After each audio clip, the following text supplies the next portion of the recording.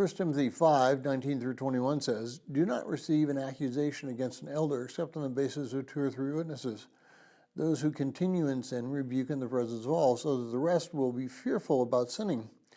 I solemnly charge you in the presence of God and of Christ Jesus and of his chosen angels to maintain these principles without bias, doing nothing in a spirit of partiality."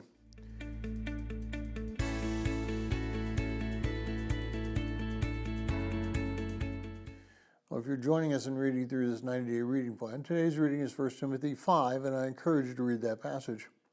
Well, if you've been keeping up with the news recently, you'll remember that there have been several church leaders who have been caught doing some things which we should not do as believers. But in each one of these situations, it was dealt with both legally and biblically. No one was accused and then convicted, so to speak, without having overwhelming proof that they did wrong.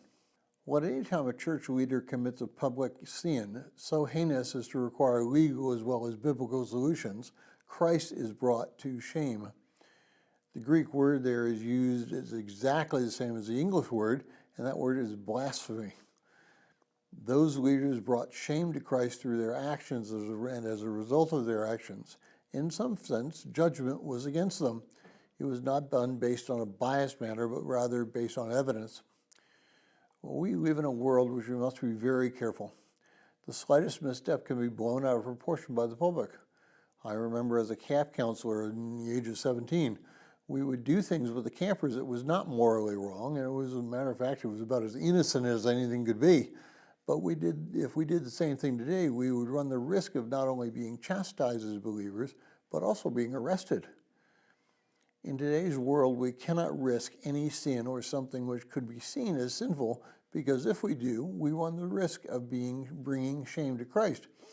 We must be incredibly careful about our lives in a spiritual fulfillment and not allow ourselves to be drawn into anything that would be questionable. Even if it might seem right in the world's eyes, if there's any chance of an activity being questioned as morally reprehensible, we must not participate in that activity. This includes what we watch on TV, how we present ourselves at work, and how we live our lives both publicly and privately.